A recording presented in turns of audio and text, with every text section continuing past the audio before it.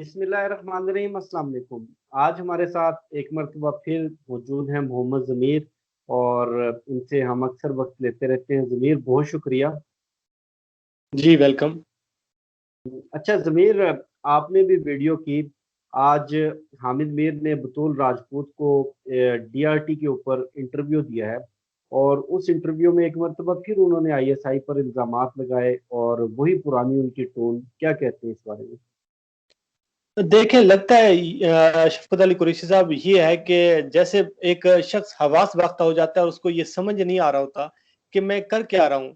या दूसरी बात ये भी हो सकती है कि हामिद मीर उन लोगों को खुश करने की कोशिश कर रहे हैं जिनके मिशन पर और जिनके एक मकसद को पूरा करने के लिए वो कोशिश कर रहे हैं।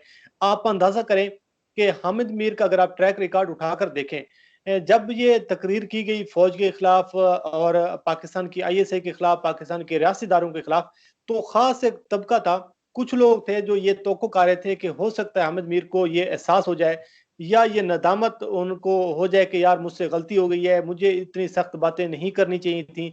और हामिद मीर जो है हो सकता है पाकिस्तान की कौम से माफी मांगेंगे और पाकिस्तान के रियासी इदारों से माफी मांगेंगे। उस वक्त भी हम बात कर रहे थे कि हामिद मीर से ऐसी तवक्को रखना ये कोई अक्लमंदी नहीं होगी। हामिद मीर कभी भी कौम से ना माफी मांगेंगे और ना ही पाकिस्तान के रियासी इदारों से माफी मांगेंगे।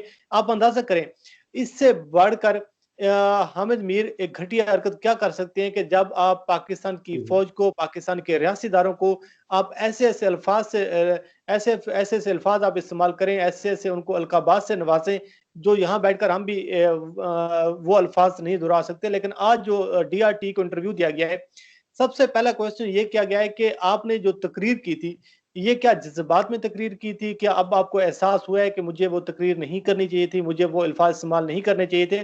तो मोहतरम जो है हामिद मीर साहब अभी भी अपने मौक़िफ़ पर कायम है, अभी भी वो डटे हुए हैं और उन्होंने सारा मलबा जो है वो एक कैसर बाटे हैं, कोई साफ़ी हैं, सीनियर साफ़ी हैं, उनका नाम लेते हैं, सारा मलबा उन पर डाल दिया है। वो कहते हैं जी मैं तो वहाँ पे तकरीर करने गया, वहाँ पर बात हो रही थी कि असद तौर पर जो हमला किया गया है, ये हमला असल में उन लोगों ने किया है कि एक लड़की का चक्कर था, उस लड़की के भाई ने असद तौर पर हमला किया है। तो कैसर बट मुझे कहता है कि आप लड़की के भाई का नाम क्यों नहीं लेते? तो हामिद मीर कहते हैं मैं फिर जज्बात में आ गया, मैंने कहा मैं लड़की के भाई का नाम नहीं लूँगा, मैं लड़की की माँ का नाम लूँगा। आप अंदाज़ा करें कि जिस तरह वो बच्चे गेम खेल रहे होते हैं ना कि नहीं मैंने ये नहीं करना, मैंने वो नहीं करना, और वो कहते हैं नहीं, नहीं जी मैं तो लड़की के भाई का नाम नहीं लूँगा, मैं तो लड़की की माँ का नाम लूँगा। और फिर मैंने वो तकरीर की। बहरहाल वो तकरीर होगी। आज हामिद मीर साहब फरमाते हैं एक इंटरव्यू में जो डीआरटी पर मौजूद है, अभी भी आप जाकर देख सकते हैं, 23 मिनट और 57 सेकंड का ये इंटरव्यू है जिसमें वो कहती हैं कि अगर पाकिस्तान की फौज, पाकिस्तान की आईएसआई, पाकिस्तान के रियासी इदारे बाज नहीं आएंगे सहाफियों के खिलाफ क्रैकडाउन पर और सहाफियों को जिस तरीके से उठाया जाता है, उन पर तशद्दुद किया जाता है, टॉर्चर किया जाता है, तो अब हम भी बाज नहीं आएंगे। वो कहते हैं कि कुछ अर्सा पहले एक सहाफ़ी ख़तून के घर आईएसआई के कुछ चंद लोग घुस गए हैं और वहां पर उसको हिरासा करने की कोशिश की है, लेकिन उस सहाफ़ी रिपोर्टर ने, जो खतून रिपोर्टर है, जो साफ़ी है, उसने रिपोर्ट नहीं किया। तो वो आगे से सवाल किया जाता है कि उन्होंने रिपोर्ट क्यों नहीं किया? तो हामिद मीर कहते हैं कि जी वो कैसे रिपोर्ट कर सकती है? उसका एक खामद भी है, उसके ससुराल भी है, उसका खानदान भी है, तो उस खातून के लिए तो फिर रहना मुश्किल हो जाएगा। उसके ससुराल वाले कहेंगे कि अगर आपने सहाफ़त की जंग लड़नी है, तो फिर आप या तो सहाफ़त की जंग लड़ लें या फिर अपना खानदान चला लें। मुझे शफ़कत अली कुरैशी साहब, आप इस दावे को थोड़ा-सा एक लम्हे के लिए रुक कर सोचें। एक खातून के घर बकौल हामिद मीर के एक साफ़ी खातून के घर आईएसआई के बंदे घुस जाते हैं। जब बंदे उसके घर घुस गए हैं तो उसके क्या खानदान वालों को नहीं पता था कि कोई बंदे अंदर घुसकर उस पर हमला किया गया है? क्या उसने अपने खामद को नहीं बताया? और उसने अपने खामद को बताने की बजाय हामिद मीर साहब को आके बताया कि मेरे घर में कुछ आईएसआई के लोग घुसे हैं।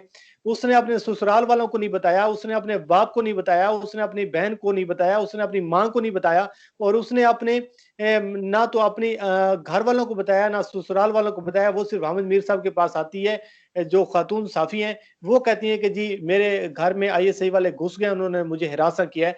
तो इस किस्म की अजीबो-गरीब सी बातें कर रही हैं, जैसे बंदा हवास बख्त हो तो उसको समझ नहीं आ रही होती कि मैंने करना क्या है या नहीं करना। लेकिन मसला ये है कि हामिद मीर को इस चीज़ का अंदाज़ा है कि मैं अब एक बंद गली में दाखिल हो चुका हूँ और ना मुझे मीर शकील उर रहमान अब रखेंगे और ना मुझे पाकिस्तान की अवाम मुझे अब चैन चैन और सुकून से बैठने देगी। जब आप पाकिस्तान के रियासी इदारों को गालियाँ देंगे, जब आप पाकिस्तान के रियासती इदारों के खिलाफ एक मुनज़्ज़म मुहिम चलाएंगे तो फिर आपको कोई भी कबूल नहीं करेगा, ना आपको अपने घर वाले कबूल करेंगे, ना आपको अपने बच्चे कबूल करेंगे और ना ही आपको कोई इदारा कबूल करेगा। और आज हामिद मीर की जानिब से कहा गया है कि मैंने मीर शकीर उर रहमान को कहा है कि मैं फौज से, आईएसआई से माफी क्यों मांगूं, जब मैंने आपका प्लेटफॉर्म यूज ही नहीं किया, जब मैंने आपके जियो का नेटवर्क जो है वो यूज ही नहीं किया, तो मैं किस बात की माफी मांगूं। मतलब यह है कि हामिद मीर को जिन लोगों की सपोर्ट है, जिन इदारों की सपोर्ट है और जो मुल्क हामिद मीर को सपोर्ट कर रहे हैं, हामिद मीर फिलहाल डटे हुए हैं और वो कहते हैं कि जी मैं या तो मर जाऊंगा या मैं इस सहाफत की आज़ादी की जंग लड़ूंगा। और उन्होंने आज वही नारा लगाया जो नवाज शरीफ साहब ने लगाया था कि मैं अवार्ड को इज्जत देकर दाम लूंगा। तो आज हामिद मीर साहब भी कह रहे हैं कि मैं सहाफत की आज़ादी की जंग लड़ूंगा, या मैं रहूंगा या फिर सहाफत जो है वो आज़ाद होगी। अब देखते हैं कि हामिद मीर साहब अपने दावे में कामयाब होते हैं या नहीं होते। लेकिन आपको भी इस चीज़ का अंदाजा है कि नवाज शरीफ के बारे में यही हामिद मीर साहब कहते थे कि जेल का नवाज शरीफ जो है वो बाहर के नवाज शरीफ से ज्यादा खतरनाक होगा। जब नवाज शरीफ बाहर चले गए तो अब कहते हैं कि जी बाहर का नवाज शरीफ जो है वो अंदर के नवाज शरीफ से ज्यादा खतरनाक है। अब देखते हैं कि हामिद मीर साहब कितने खतरनाक साबित होती हैं। लेकिन हामिद मीर साहब अब बंद गली में दाखिल हो चुके हैं। अच्छा ज़मीर, ये नहीं पता चला कि उन्होंने जिस खातून रिपोर्टर के बारे में बात की वो खातून रिपोर्टर है कौन?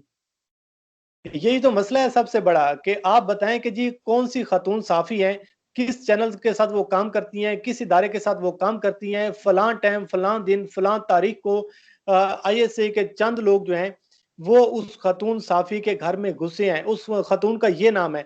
हामिद मीर साहब नाम नहीं बताते, ना इदारे का नाम बताती हैं, ना उसकी फैमिली का बताती हैं, वो यही काम करती हैं। आपको पता है उसका तरीका जो वारदात है, जो बंदा इस दुनिया से चला जाता है उसके बारे में वो कॉलम लिख देती हैं और कहती हैं कि जी फलां शख्स ने मुझे कहा था कि हामिद मीर साहब आपका और पाकिस्तान में रहना बहुत जरूरी है। अगर आप पाकिस्तान नहीं रहेंगे तो फिर आप पाकिस्तान की आज़ादी की जंग कैसे लड़ेंगे। अगर आप पाकिस्तान से चले गए तो फिर पाकिस्तान की सहाफत को आज़ाद कौन करवाएगा। अब उस बंदे से कौन जाकर पूछे जो बंदा इस दुनिया से चला गया है, या तो फिर क़यामत वाले दिन अगर किसी की कोई मुलाकात होती है तो वो उस बंदे से पूछेगा कि भाई आपने हामिद मीर साहब को ये जुमले कहे थे या नहीं कहे थे। और हामिद मीर साहब का ये तरीका वारदात है, या वो नाम नहीं लेंगे या कहेंगे कि जी मुझे किसी शख्स ने बताया है, या मेरे ज़राए ये कह रहे हैं, अभी मुझे फलां शख्स बता के गया है, अभी फलां शख्स से मेरी ये बात हुई है। वो जो फलां होता है वो अभी तक मंजर आम पर नहीं आता और ये दावा उसी तरीके से किया गया है। आप देखें किस तरीके से ह्यूमन राइट्स की तंजीमों को मुतवज्जा करने की कोशिश की जा रही है, किस तरीके से रियासत मुखालिफ अनासर जो हैं उनको मुतवज्जे करने की कोशिश की जा रही है, और एक औरत कार्ड खेलने की कोशिश की जा रही है हामिद मीर साहब की जानिब से कि कितनी घिनौनी और कितनी घटिया हरकत है कि आप कहें कि पाकिस्तान की आईएसआई जो है उसके चंद लोग एक खातून साफी के घर में घुसे हैं, ना उस खातून को कोई पता है। दूसरी लम्हे कुरैशी साहब ये सोचें जरा, असद तूर के घर हमला होता है, असद तूर पूरे दुनिया में एक वावेला खड़ा कर देती हैं कि जी आईएसआई के जो लोग हैं वो मेरे घर में आए, उन्होंने मुझ पर हमला किया। आप सोच सकते हैं कि अगर एक खातून साफी के घर आईएसआई वाले दाखिल हो जाते तो फिर ये जो पूरा एक तबका है, ये जो अनासर है, ये कितना बड़ा तूफान बर्पा करने की कोशिश करते। ये तो पूरी दुनिया में रोला डाल देते कि जी हमारी फलां घर में ये घुस गए। अब तो ये औरतों तक जा पहुंची हैं, औरतों की ये तजलील की जा रही है, औरत कार्ड खेलते। आपको याद होगा कि जब मरियम नवाज ने यह दावा किया कि मुझे धमकियां दी जा रही हैं कुछ लोगों की जानिब से, नामालूम अफराद की जानिब से, तो 2 दिन तक ये जियो जो है ये ट्रांसमिशन करता रहा, हामिद मीर साहब ट्वीट्स करते रहे 2 दिन तक। तो ये इस किस्म का दावा है। मसला यह है कि हामिद मीर साहब को भी पता है कि आईएसआई जो है वो किसी खातून साफी के घर में नहीं घुसी। लेकिन मसला यह है कि हामिद मीर साहब अब एक औरत कार्ड खेलने की कोशिश कर रहे हैं। उनको पता है कि मेरी जो स्टोरी है वो किल हो गई है, उस पर ज्यादा किसी ने ना कोई बात की है, ना हामिद मीर साहब को किसी आर्मी चीफ ने बुलाया, ना किसी आईएसपीआर ने बुलाया, ना हामिद मीर को डीजी आईएसए ने फोन करके कहा है कि जी आप हमारे पास हैं, हम आपके मामलात को हल करती हैं, आपकी बात सुनते हैं। तो उनको इस चीज का अंदाजा है कि जब मीर शकीर उर रहमान मुझसे हाथ उठा रहा है तो इसका मतलब यह है कि अब मेरे साथ कोई नहीं खड़ा हुआ। तो अब हामिद मीर साहब कह रहे हैं कि जी अब औरत कार्ड जो है ये खेल कर कोई इज्जत कमा ली जाए या बचा ली जाए। लेकिन हामिद मीर साहब जो है अब एक बंद गली में दाखिल हो चुके हैं। बहुत शुक्रिया ज़मीर आपके वक्त का। मुझे शफकत अली को, मोहम्मद ज़मीर को दीजिए इजाज़त। इंशाल्लाह फिर नेक्स्ट वीडियो में मुलाकात होगी। पाकिस्तान जिंदाबाद।